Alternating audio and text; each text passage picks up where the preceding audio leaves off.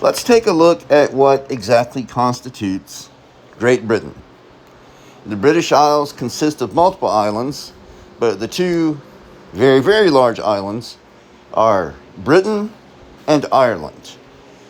Britain contains the countries of England, Wales, and Scotland, and Ireland currently is divided into two parts. There's the Republic of Ireland to the south, and then there's Northern Ireland, which is part of the United Kingdom to the north. Historically, the United Kingdom of Great Britain and Ireland, which we sometimes just refer to as Great Britain or the UK, has been one of the most dominant societies on the planet. Today, there's around 67 million people who live in the United Kingdom of Great Britain and Ireland, and the GDP is at around 3 trillion, so a little bit greater than Texas and a little bit less than California. However, the United Kingdom, up until really the last 10 or 20 years, has remained one of the world's dominant military powers. The United Kingdom possesses nuclear weapons. They have, up until recently, really the last 20 years, possessed a very large navy, and they've exercised military dominance, or really they did so up into the 2000s. Of course, this is a period in which there was a period in which the United Kingdom was the world's preeminent military power in the late 19th, early 20th century, when it was eclipsed by the U.S. So why do we call it the United Kingdom? The reason for this name is that the United Kingdom consists of two major kingdoms. There's England, which is represented by the St. George's Cross in its flag, the red cross over a white background. And this is the dominant portion of the kingdom of the United Kingdom historically. It's where the capital, London, is, where people speak English, where the English nation exists. And the second major kingdom was the Kingdom of Scotland, which lied to the north, the nation of Scotland still lies to the north of England. The Kingdom of Scotland was an independent entity when the two crowns were joined together over a process that took place in the 17th and 18th centuries, right, with the Act of Union. In fact, if you look at the flag of the United Kingdom, you'll find that the flag of the United Kingdom that we saw earlier was the St. George's Cross over the flag of Scotland, which is called the St. Andrew's Cross, which is the X-shaped cross in the flag, right? So the flag itself is a joining of these two polities. And of course, the United Kingdom has two more major constituent parts. The country of Wales and the northern portion of Ireland. Up until the early 20th century, all of Ireland was part of the United Kingdom. When the Republic of Ireland was formed after the Irish won their independence, the northern counties remained part of the United Kingdom. And this has been a source of contention to this day, with predominantly Protestant, pro-Union Irish wanting to remain with Britain, and Catholic Irish, the majority of them wanting to separate from Britain and join the Republic of Ireland. There was a famous saying prior to the Second World War: the sun never sets on the British Empire. What this meant was that the empire was so sprawling and so massive that somewhere in it was always daytime.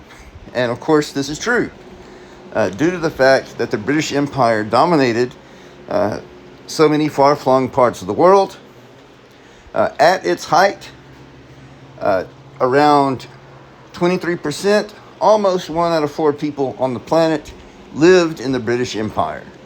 And if you take a look at the map here, you can see that you have Britain and Ireland, you have Canada, You have Egypt, Sudan, Kenya, right? Nigeria. You have the Gulf states on the Arabian Peninsula. You have what's now Pakistan and India, the entire Indian subcontinent, which India is the most populous nation in the world, and they were under the rule of Great Britain from the beginning in the 18th century all the way until after the Second World War, as well as the country of Myanmar and Australia and New Zealand in the region of Oceania. So this was a very massive empire, and in fact, it is the single largest empire of all time. It eclipses Genghis Khan's Mongol Empire, which was the largest contiguous empire in the history of the world. And of course, Great Britain was able to achieve this massive empire in part due to their industrial might, the fact that the Industrial Revolution took place first in earnest in Great Britain, so they had the technology and the economic power to impose their will, but also due to the fact that Great Britain was the world's dominant naval power. The French army was always larger than the British army. The Spanish army was always larger, but the British Navy aided the British in projecting their power all over the world. And so it's important to note that the sheer magnitude of the British Navy historically in the last 20 years that has declined radically. The British Navy also declined after the Second World War when the United States Navy became the world's dominant navy. But they maintained considerable naval power up until the 2000s. To understand the history of Great Britain, we have to understand the difference between Celts and Germanics. These are two different language families, subfamilies, that exist in Northern Europe, Northwestern Europe, and historically, there have been many cultural differences between these two groups, linguistic differences, and it's helped shape the conflicts that dominated the British Isles. I have here on this map all of the dominant Celtic nations of Great Britain, and you also, if you look in the bottom with France, there is the region of France called Brittany, and of course that's similar to Britain. There's a reason for that. Brittany was originally inhabited by people very similar to the Celts who inhabited Britain first. So if you look at this map, you'll see several countries that consist of separate nationalities. There is Scotland in the north, dominated by the Scots. There's Ireland, inhabited by the Irish. You have Wales in the west, inhabited by the Welsh. And then there is the region of Cornwall, which historically was one of the regions where the native Celtic population remained dominant. And then, of course, I mentioned Brittany and France. So all of these cultures, the Irish, the Scottish, the Welsh, the Cornish, they all spoke Celtic languages, which were languages that were related to one another. And I'm going to include a video demonstrating how different Celtic languages sound from English. They're very different, not mutually intelligible to English in any way. So these peoples were present in Britain at the time that the Romans invaded. Right? They are the earliest easily identifiable inhabitants of the British Isles. The English, the Germanics, who spoke a Germanic language, actually are the result of an invasion of Britain after the fall of the Roman Empire. So it's these Celtic groups who dominated the British Isles early on. The people that we call the Welsh actually they are the descendants of people who inhabited virtually the entirety of what's now England at one point in time, when they were invaded by Germanic tribes, the Angles, the Saxons, the Jutes, and effectively experienced a genocide. We know now that it was very, very close to genocide in terms of the genetics. We know that in the modern English population, very little of their genotypes come from the Celtic peoples.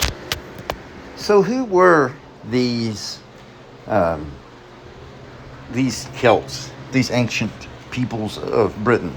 Well, the Celts spanned an area much larger than the British Isles. You can see here in this map, we have the total range of the Celts. They inhabited the British Isles, what's now England, Wales, Scotland, Ireland. In addition to that, they were the native inhabitants of most of what's now France, which the Romans called Gaul, because the Celts there were called Gauls. If you've heard the phrase Gaul or Gallic, right, it pertains to the Celtic peoples who inhabited what is now France. They also inhabited much of Spain, the region of Spain called Galicia, similar to Gaul, in that the people there call themselves Gauls. Similarly, there is the book of Galatians in the New Testament, right? The reason for this is that it was based in Galatia, which is a region of what's now Turkey, where many Celtic peoples had originally migrated. So they inhabited much of Western Europe, Britain, France, parts of northern Italy, parts of Spain, and parts of Austria, Alpine regions, and even into the Balkans. So this is a group of cultures that spread pretty far and wide, and they had many different practices, and they're a very diverse group, but they did have some things in common. So we'll look at who these peoples were, who originally inhabited Britain. From the perspective of the Romans, who would come later and conquer the British Isles, Celtic peoples were primitive. They didn't have a written language. They didn't thus have written poetry, written histories. And of course, without a written language, government can only become so complex. So their kingdoms, they were ruled by kings. These kingdoms and under them chieftains had very little administrative authority. They were based on kind of their personal charisma and skill in battle. These groups were very warlike. Every man in society was a warrior to a certain extent. However, they weren't as primitive as the Romans really treated them as. For example, they were agricultural. They grew their own crops. They were sedentary, meaning that they remained in one location for the most part. And on top of this, they were able to smelt iron, which is a big difference when we look at technology. Technologically, they were not as primitive as the Romans suggested, even if they didn't have the kind of artistic and governmental culture that the Romans had. They were capable of creating very effective weapons. The Roman short sword, the gladius, was originally developed by the Celts. They had many great blacksmiths, and they were able to forge effective weapons and armor. The different Celtic cultures were very warlike. They often fought each other. In many instances, they would steal each other's cattle. Cattle played a very important role in Celtic economies, particularly in the British Isles, in Great Britain and Ireland. For example, the first classic of Irish literature is called The Cattle Raid at Cooley, which was a fight between ancient Irish heroes who were effectively trying to steal each other's cattle and killing each other in the process. So you would have wars over cows, And this very warlike culture would develop based on feuding, where we went to try to take their cows. One of our guys got killed, so now we have to kill one of theirs, and then they would come back and kill one of ours, and as kind of get back and forth, right? That dynamic existed deep into antiquity, and the result was that Celts were very, very, very warlike, very quick to go to war, but it also made them very fractious. The different Celtic cultures didn't unite against outside forces very effectively, and the Romans used this to their advantage. When Julius Caesar invaded Gaul, defeated the Gauls, and added what's now France to the Roman Empire, and then invaded Britain, he encountered peoples whom he could play off against each other. He could pick, you're going to be my favorite king, and I'm going to support you, and you're going to fight this other king over here. And it was it was only after Caesar had already gained a great amount of power inside Gaul that the different Gallic chieftains came together and elected the famous Gallic chieftain Vercingetorix, their great king, to battle Caesar, right? They were very, very, very divided. If you look at medieval Wales, for example, it was common for brothers to kill each other. You have a royal family, a noble family, you have the inheritance. Well, the brothers are going to try to murder one another to get their hands on the inheritance. And this, of course, made them ripe for the English army to invade, right? This unity is a major feature of Celtic society. So they're very warlike, very individualistic, and very, very fractious. But even though they were fractious, in battle, they were great fighters. And when we look at going back to them being fractious, right quick, this is carried over into American culture. If you look at Appalachian culture, all the feuding, Hatfields and McCoys, for example, a lot of the fighting that existed in the American Civil War, a lot of this has its antecedents in the ancient Celtic cultures that the immigrants who populated Appalachia came from. It is not a coincidence that the St. Andrew's Cross, the flag of the Kingdom of Scotland, would form the basis of the Confederate battle flag. This was something that the creators of the Confederate flag, when the St. Andrew's Cross was adopted, at first for the troops. At first it wasn't the national flag, but was just used exclusively by the army. This was something they knew of, and they were hearkening back to the spirit of rebellion of the Scots against the crown. And there were a number of other features of Celtic warfare that would carry over into American life, in addition to the blood feud and the symbolism. One of the, really the primary tactic of Celtic warriors was kind of a pell-mell charge after demoralizing an enemy, combined with a kind of soul-crushing scream. So these Celtic warriors would line up, they would rush at each other, they would try to intimidate each other with a very powerful yell, and they would clash in kind of a very direct manner in an attempt to break their enemy's resolve. This is something that would be carried over in the wars between the Scottish and the English, in which the Scots would attempt to break the English by charging into their ranks. The idea being that if the Scottish could close with the enemy, at first when the English had an advantage with archery, with longbows, and then later with firearms, the idea was that if the Scottish would close, they would win. That carried over into the Americas. During the American Civil War, you had the so-called rebel yell, which was the kind of descendant of this Celtic war cry. and the tactics that the Confederates often used, like, for example, Pickett's Charge.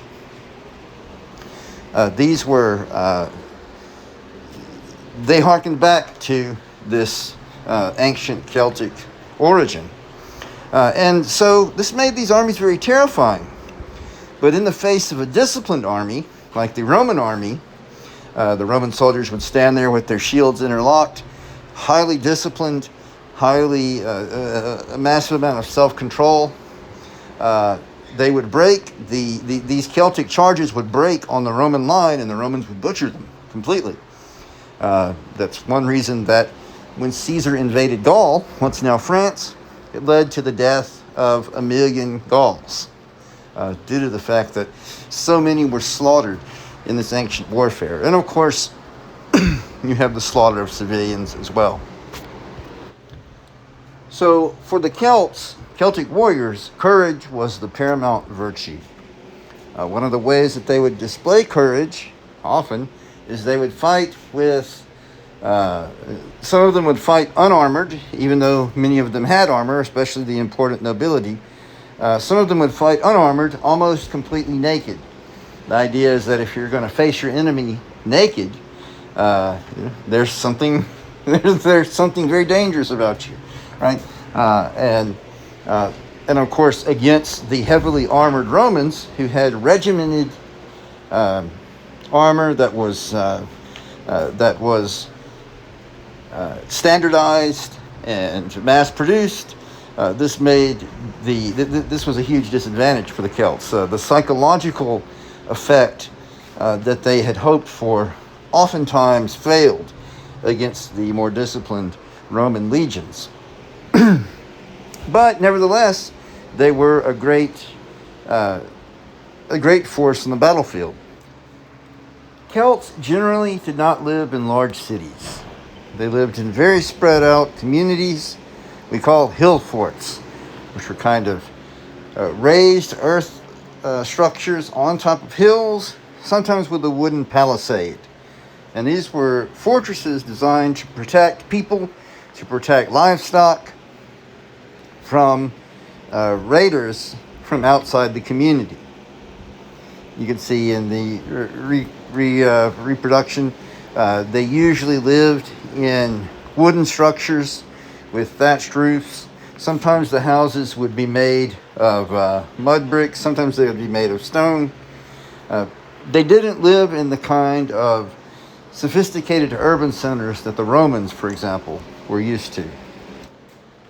And while Celtic peoples lived all over Europe, it was in Britain where Celtic peoples lived in relative isolation from non-Celtic populations. And so it was in Britain and Ireland that the Celtic populations retained their traditional cultures the longest and their separate identities the longest. Now, the Celts weren't the very first inhabitants of the British Isles. There was a pre-Celtic population.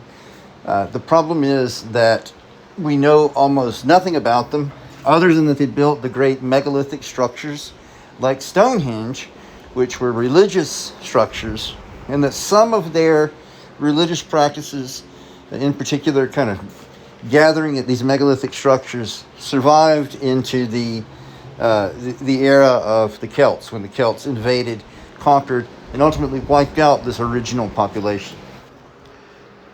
One unifying factor that linked different Celtic peoples together was their religion. The Celts practiced a polytheistic religion with multiple gods and goddesses, almost all of whom were tied to nature in some way. This was very much a religion centered on nature worship. And of course, you have many different creatures that come down to us to present day in fairy tales from Celtic mythology, such as fairies themselves, fairies, pixies, leprechauns, dryads, different creatures that were part of Celtic mythology that survived into later stories. But the center of the Celtic religion were the practices of the Druids. The Druids were the great priests of Celtic societies. And of course, I'm using early modern and modern images of these creatures because while we have tales that date back to the Middle Ages, we don't have any examples of ancient Celtic religious artwork showing these creatures. These these cultures were supplanted by Christianity very, very early on, historically.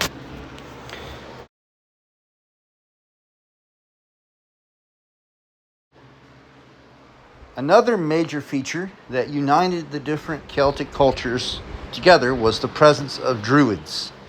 Druids were the priestly class of Celtic society, and Druid, different variants of Druid, meant seer, someone who could see the future.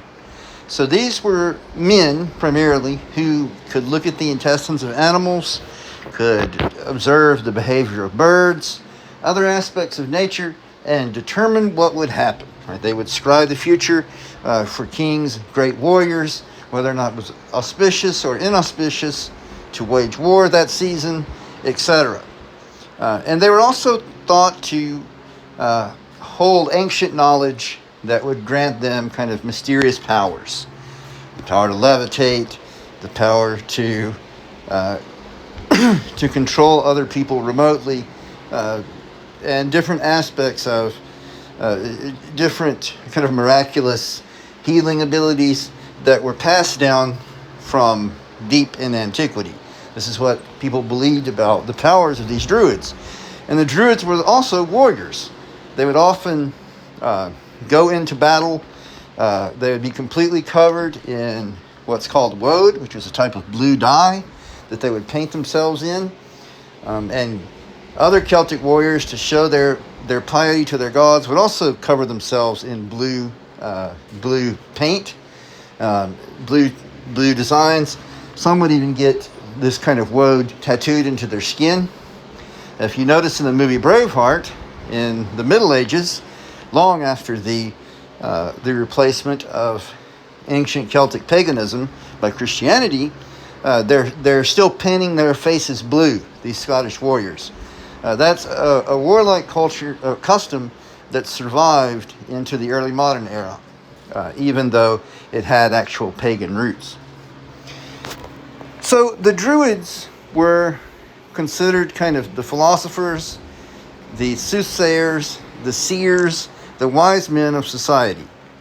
And they cultivated sacred groves, sacred parts of the forest, natural scenery.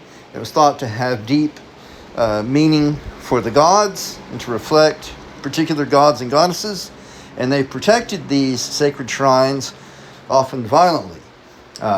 In fact, we know when Caesar invaded Gaul and later in Britain that many of these druids would actually fight the Roman soldiers to protect their sacred groves. And of course, the Romans would destroy them because it was demoralizing for the Celts to lose these pagan symbols. In fact, this is something that in pre-Christian Europe was very prominent for Germanic communities also. This idea of sacred trees and sacred groves. Charlemagne, the great king of the Franks, had a sacred tree chopped down because the Saxon pagans were still worshiping this tree, and he wanted to convert them to Christianity. So it's something that is very widespread throughout Western Europe, but particularly prominent in the British Isles. One major aspect of Celtic Druidic religion that we should discuss is the preeminence of human sacrifice. Most of the time, criminals were sacrificed, usually in sacred groves, in order to propitiate, in order to appease or please the various Celtic gods and goddesses who would strike down their worshippers if they were not given human blood and human hearts. Human sacrifice has been practiced all over the world at one point or another. So this was Uh, while considered a necessary evil, it wasn't something that particularly shocked the Romans when they encountered it, though they had themselves long since abandoned human sacrifice in their own pantheon. But sometimes prisoners would be hanged, sometimes they would be beheaded, sometimes they would have their hearts removed from their bodies by druids. But the preferable way to conduct a sacrifice was to build what was called a wicker man. If you've seen the festival of Burning Man, the Burning Man is kind of it's kind of a reflection of this wicker man from pagan Celtic lore. When Burning Man was conceived of, it was modeled in part after the wicker man. The wicker man was basically a wooden giant, kind of the framework of a wooden giant, that was filled with prisoners, and sometimes innocents when there were no prisoners available, and the people were burned alive. This giant wicker man was burned, people were burned inside it, and the idea was that the different Celtic gods and goddesses, which differed from tribe to tribe, but were very similar to the Germanic gods and goddesses in terms of their overall structure. They would be appeased by this sacrifice. So the Druids had this duty of conducting these very grisly burnings of dozens of people. And of course, when St. Patrick traveled to Ireland, and this is you can read about the early attempts to stop this practice, to stop human sacrifice, and of course this was something that caused Christianity, the spread of Christianity, to gain momentum.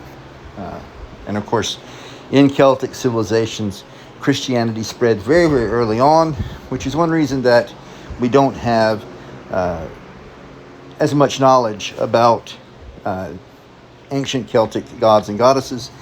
Also, these peoples were not literate, so they didn't write down their own mythology in their own time.